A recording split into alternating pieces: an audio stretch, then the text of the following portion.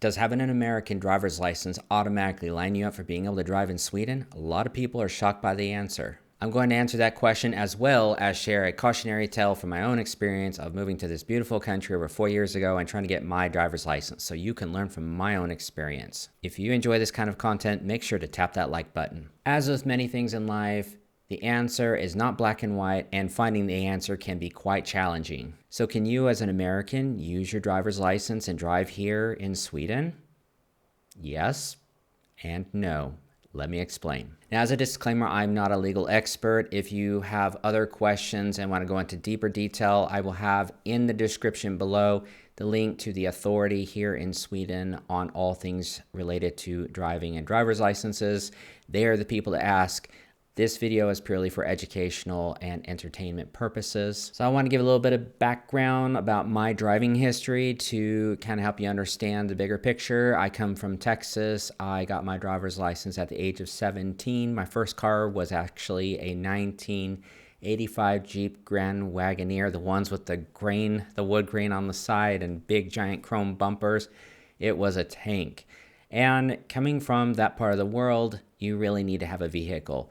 There is becoming more and more public transportation in some places, like for example, in downtown Dallas, they've been putting in a very nice thing called the Dart Rail. But in most places in Texas and yes, the rest of the United States, having a vehicle is necessary. So it's kind of one's rite of passage to get a car and a driver's license. I was a pretty good driver, I think. I wasn't perfect. Nobody's a perfect driver, right?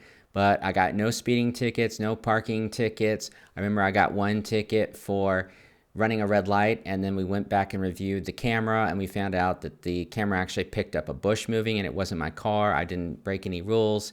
So I was a pretty good driver. Coming to Sweden has been an interesting cultural shock for me because in Sweden, they have pretty good public transportation system.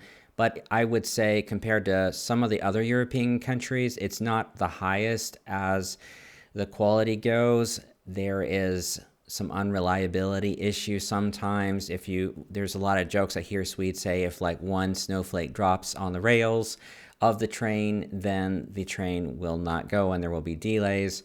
I have a lot of coworkers that end up coming late to work because of delays on the train, especially if you live a bit outside of the city. So there is a lot of benefit to being able to drive. Also, not everybody thrives in a city. A lot of people would prefer to live out in the countryside. And then in my situation, I got my first job working in home health.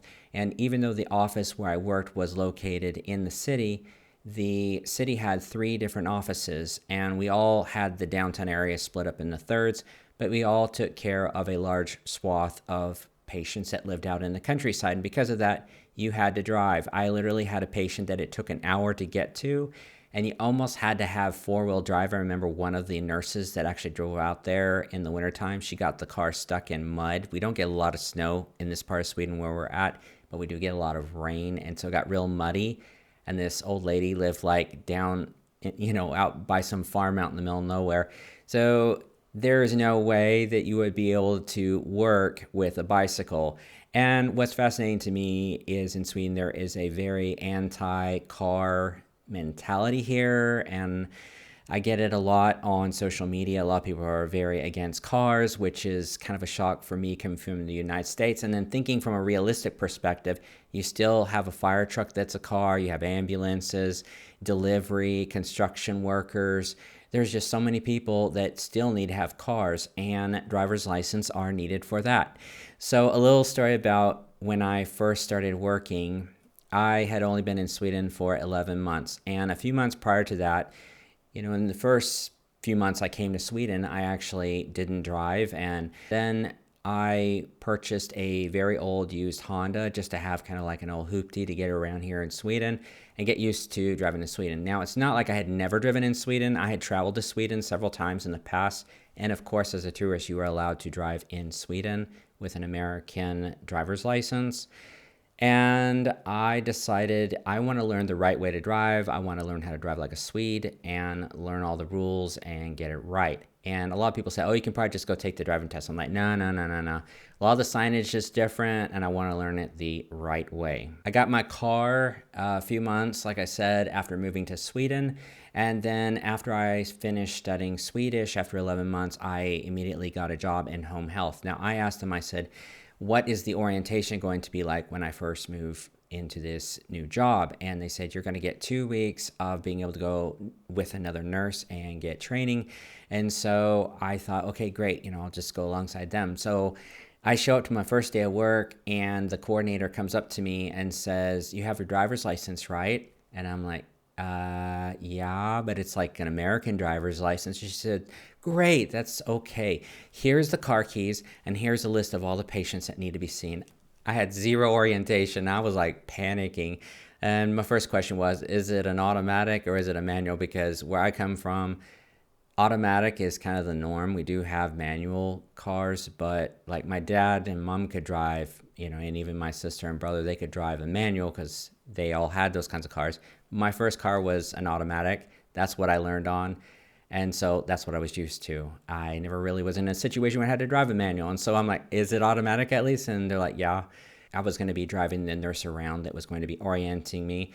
And I found out she did not have a driver's license despite being an adult.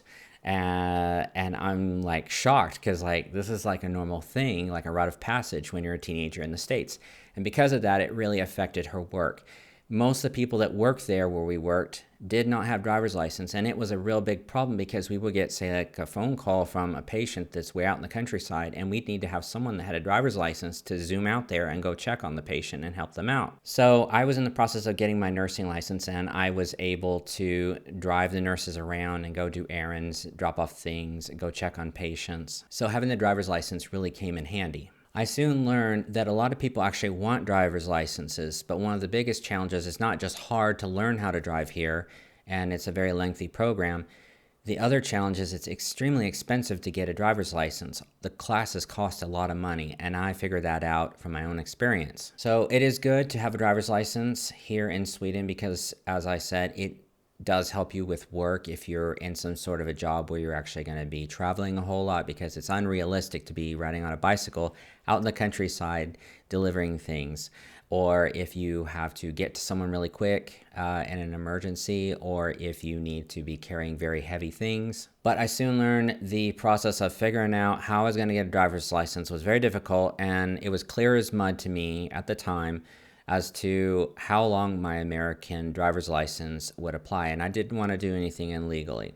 So I went down to a driving school, and this is by no means an advertisement for them. It is Mortenson's driving school. I was a bit nervous about it already because I remembered how it was for my first driving experience, over 20 years ago as a teenager.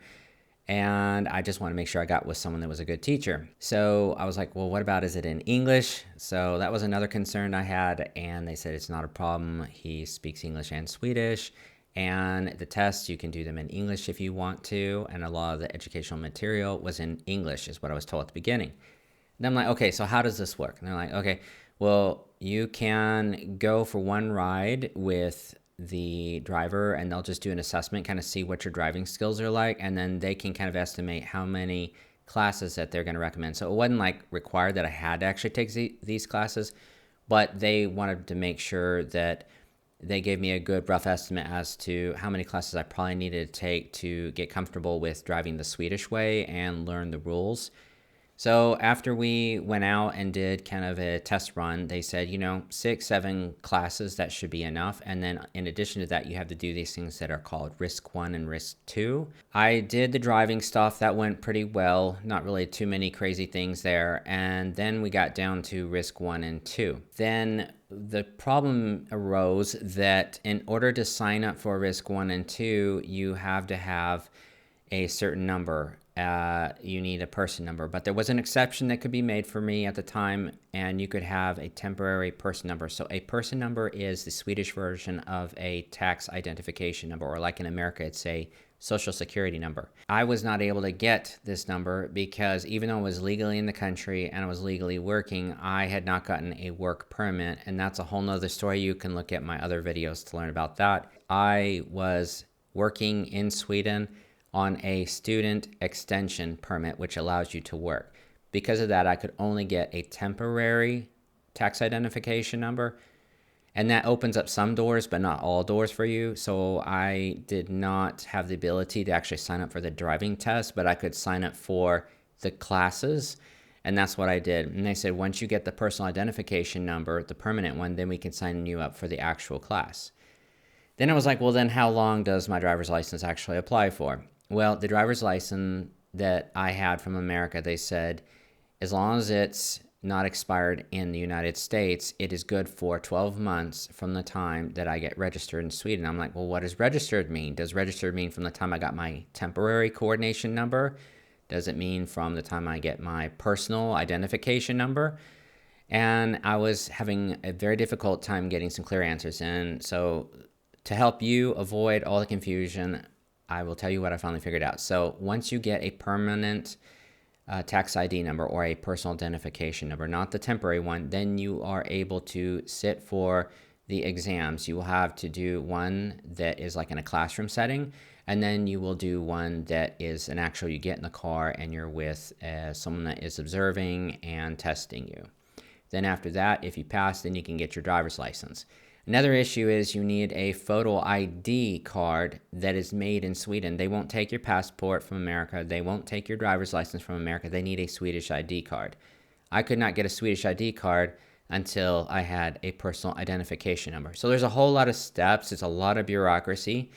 And if you're like me and you're coming here and you have no family here, you weren't sponsored by a job to come here, you're not in any sort of relationship with anyone, it's going to be a whole lot harder to get that tax identification number. You need to have a residency permit that allows you to stay in Sweden for more than 13 months. So I had done all the coursework. I even passed risk 1 and risk 2. So risk 1, it's like you learn about falling asleep at the wheel and drinking and driving and that sort of thing. It's like a several hour thing. And then after that, you have to take risk 2, which was pretty fun.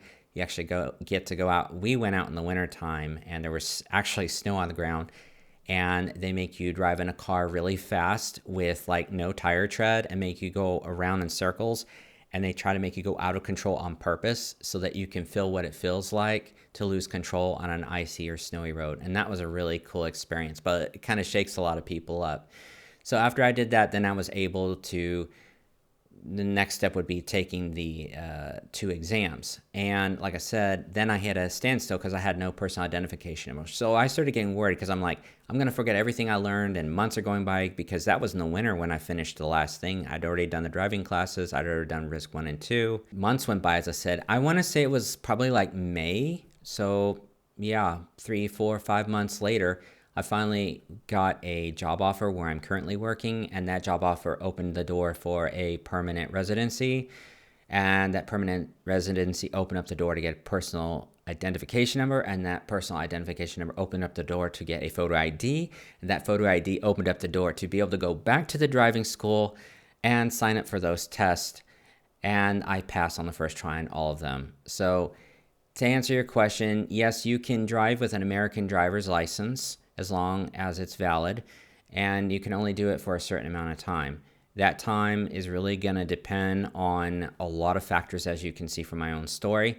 I did not get registered in this country. I was here legally, but I was not registered permanently as a resident with a tax identification number, a personal person number, for almost 2 years of living here. So I was legally driving here with an American driver's license because it wasn't expired. And then I was able to sit for that last exam, and I got the last exams done probably a month or 2 after I got my personal identification number and my photo ID. Hope this video helps. I know it's really complicated, but I wanted y'all to be able to learn from my own story and hopefully clear up some misunderstandings, because it seemed like one of the things that I noticed with here in Sweden is it's like you talk to one agency and they tell you one thing, and then you talk to another agency and they tell you another thing. It's like they just do not communicate with one another. But it's like the chicken or the egg. It's like you got to do this to do this to do this, but then you're right back where you started, like, well, you need to do this. So as I said, hopefully this is helpful to you guys. Make sure if you have any more comments or questions, leave that down in the comment section. Hope you all have a wonderful rest of your day.